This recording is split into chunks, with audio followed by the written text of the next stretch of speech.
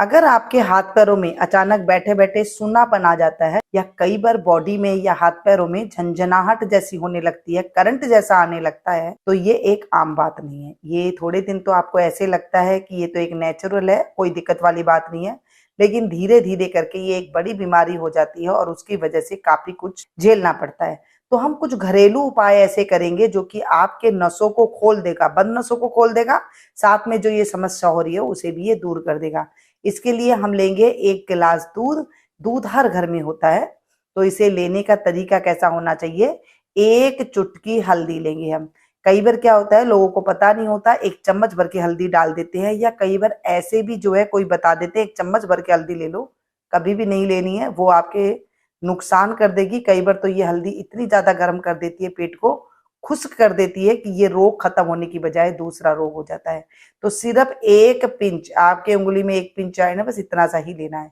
बच्चे को दे रहे हैं तो और कम लेना है, और आप अगर बड़ों को दे रहे हैं तो आप इसमें 1 पिंच ले, और अगर बुजुर्ग को दे रहे हैं तो थोड़ी 1 पिंच से भी कम दे।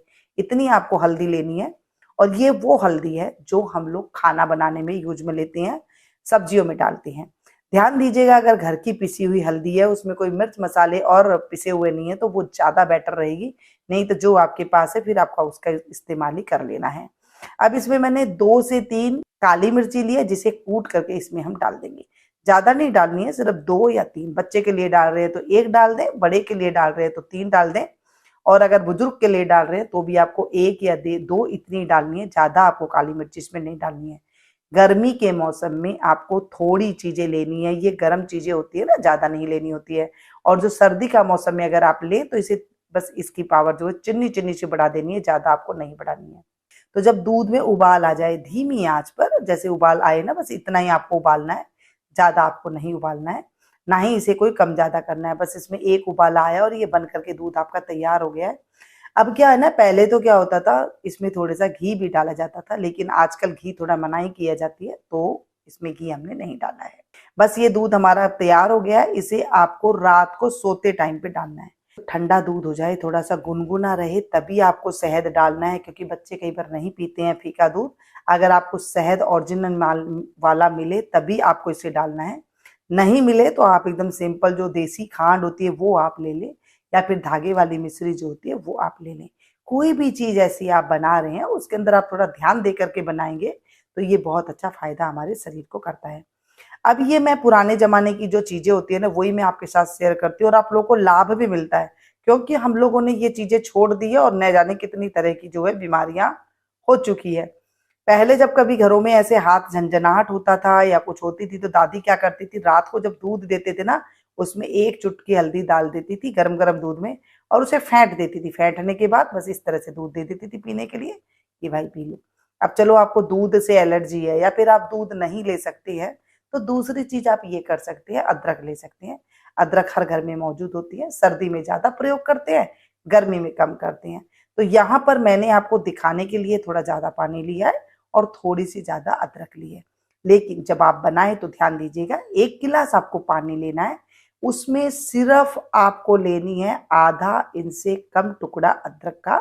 उसे आपको कद्दूकस कर लेना है और 2 हरी इलायची डालना है। देखिए, ये जो मैं आपको रेमेडी बता रही हूँ ना, ये तो डॉक्टर भी हैरान है। जब आप इसे लेंगे ना, आपके शरीर की बंद नसें खुल जाएगी, आपके शरीर की जितनी झंझनाहट है वो दूर हो जाएगी, बैठे बैठे पैर हाथ सो जाते हैं ये दूर हो जाएगी, और बाकी जितनी शरीर की तकलीफें हैं ये दूर हो जाएगी। ये मैं आपको गारंटी के साथ लिख के देती हूँ। इसके अंदर इतना बढ़िया है, क्योंकि अदरक के अंदर अब जब हम कई बार चाय बनाते हैं, सब्जी बनाते हैं, तो वो एक अलग तरह से काम करता है। जब आप इस तरह से लेते हैं ना, आप जिम जाके आ रहे हैं या कुछ भी करके आ रहे हैं, उसके बाद आपको कुछ पीना है, तो आप इस तरह से भी पी लेते हैं। काली जो हरी इलायची और थोड़ी सी अदरक का टुकड़ा कद्दूकस करके, ये आपके शरीर को इतना निरोग रखता है कि आप अगर 2 से 3 दिन ले लेंगे ना, तभी आपको महसूस होने लग जाएगा कि मुझे कुछ ना एनर्जी वाला शरीर नजर आ रहा है, और जो मेरे थका थका सा शरीर रहता था, जो मेरे शरीर सुन्न रहता था, वो एकदम बढ़िया हो गया है। मतलब लग ही नहीं रहा है कि वो चीज मेरे साथ हो रही है। बस इसमें 1 से 2 उबाला दे लीजिए और बस इसे बंद करके इसे आपको छान लेना है। ज्यादा नहीं उबालना है कि आपको एकदम इसको आधा करना है, ऐसे नहीं उबालना है। हाँ, आपको जब भी उबाले मीडियम गैस की फ्लेम रखें और इसे उबाल दें, और उबालने के बाद बस ये छान लें। कुछ और नहीं डालना है इसके अंदर, सिंपल ऐसे ही बनाना है, ना कोई मीठा डालना है, ना कोई आपको इसमें कुछ डालना है, ऐसे ही पिए, बहुत बढ़िया है। तीसरी चीज, अगर आपको अदरक, कईयों को क्या होता है, कमेंट आते हैं कि हमें अदरक सूट नहीं करती है, दूध सूट नहीं करता है, या फिर इनमें से हमें कोई चीज अच्छी नहीं लगती है, तो क्या करें, आप ये अलसी के बीज ले सकते हैं। दोस्तों, अलसी के बीज में आपको सभी को पता है कि अमोगा 3 भरपूर मात्रा में होता है। जो मछली में होता है ना, मछली के तेल में, वो अमोगा 3 इस अलसी के अंदर मिलेगा आपको। इसे आपको ले लेना है, एकदम धीमी आंच पर इसे आपको भून लेना है। 2 चम्मच के करीब ले ले। पहले आप कोई भी चीज बना रहे हैं उसे थोड़ी मात्रा में बनाएं, पहले आप उसे देखें कि आपको कोई एलर्जी तो नहीं कर रही है, तब आप उसको दूसरे दिन प्रयोग ले सकते हैं। देखिए, जो मैं चीजें बता रही हूँ घरेलू चीजें है, वैसे एलर्जी तो ये कतई नहीं करेगी, लेकिन फिर भी कई बार ऐसे होते हैं, कई लोगों को कोई चीज एलर्जी कर जाती है, तो वो एक चीज का टेस्ट ले सकते हैं, क्योंकि हमें नहीं पता कि सबकी बॉडी अलग अलग होती है। किसी को दूध नहीं पचता है, या किसी को अदरक नहीं पचती है, या किसी को अलसी नहीं पचती है, लेकिन तीनों में से आपको जो चीज पसंद हो वो आप ले सके, क्योंकि सबका टेस्ट अलग अलग होता है।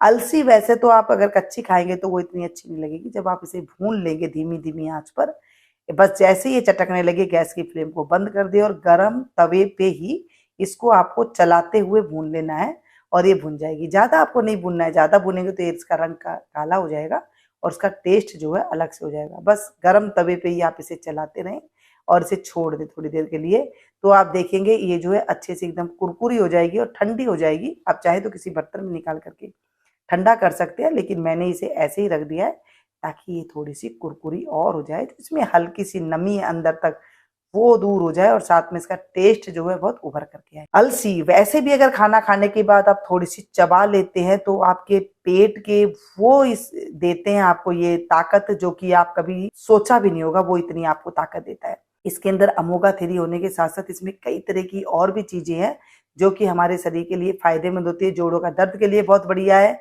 जो आपकी ये जो चीजें मैंने बताई है, आपको चींटी रेंगने वाली, बंद नसें, वो तो है ही, साथ में आपके पेट के कब्ज को भी दूर करेगी। ये बीमारी कहाँ से आती है?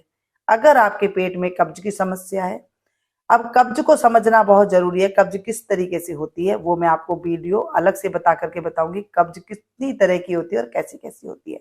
कब्ज सिर्फ ये नहीं कि आप फ्रेश नहीं हुए तो आपको मतलब वो कब्ज है, कब्ज कई तरीके से होती है। अब इसको मैंने, जब ये ठंडा हो गया, अलसी को मैंने पीस लिया है। ध्यान दीजिएगा, गरम गरम पीसेंगे तो अलसी से तेल आ जाएगा, अलसी में तेल होता है तो वो बाहर आ जाएगा, फिर आपको वो अच्छा नहीं लगेगा। एकदम ठंडा कर ले, उसके बाद इसे पीस ले। पीसने के बाद आपको कितना लेना है ये ध्यान दीजिए।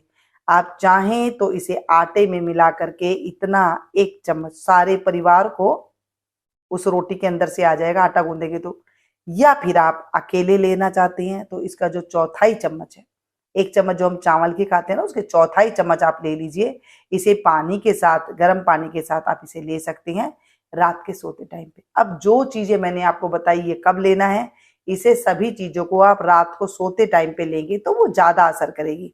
लेकिन मैं फिर भी कहूंगी, कोई भी चीज आप ले रहे हैं तो पहले आप टेस्ट करें, 1 दिन पहले आप दिन में ले लें, उसके बाद आपको पता चल जाएगा कि मुझे ये चीज तकलीफ नहीं दे रही है, तब आप उस चीज को रात को इसे ले करके आप सो जाएंगे। आप देखेंगे कुछ ही दिनों में, मैं ये नहीं कह रही कि रात को आप सोएंगे तो सुबह आपको सही हो जाएगा, आप कुछ ही दिनों में देखेंगे, 6 से 7 दिन में आपको रिलीफ मिलना शुरू हो जाएगा। जो आप भर भर के दवाइयां लेते थे उनसे भी सही नहीं हुआ था, ये उससे भी ज्यादा कारगर काम करेगा। क्योंकि देखिए, दूध हल्दी है, हम सभी खाते हैं, वो शरीर के लिए आपको पता है घाव को भरती है अंदर।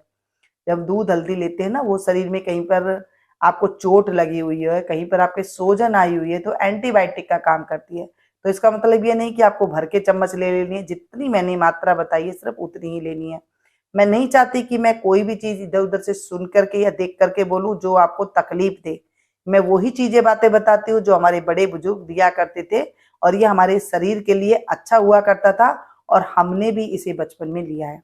दूसरी बात आ गई अदरक और काली मिर्ची की। तो हम लोग सभी चाय में जब बनाते हैं तो अदरक और काली मिर्ची डालते हैं। चाय के साथ जब बनाते हैं तो वो एक अलग तेजाबी बन जाती है। और जब आप अलग से बना करके पीते हैं अदरक और काली मिर्ची, वो पानी के साथ पीते हैं, तो वो आपके शरीर को डिटॉक्स करती है, मतलब डिटॉक्स वाटर बन जाता है वो। और आपके शरीर में, बॉडी में जितने भी कहीं पर भी जो खून में बनी गंदगी होती है या जिससे झंझनाहट होती है, जो प्रोटीन फाइबर चाहिए वो सब चीज उसे वो देगी और आराम से आपके शरीर से वो गंदगी निकाल देगी। ठीक है। और तीसरी बात आ गई ओमेगा 3। इसके अंदर इतने सारे प्रोटीन होते हैं कि मैं बोलूं जितना कम है।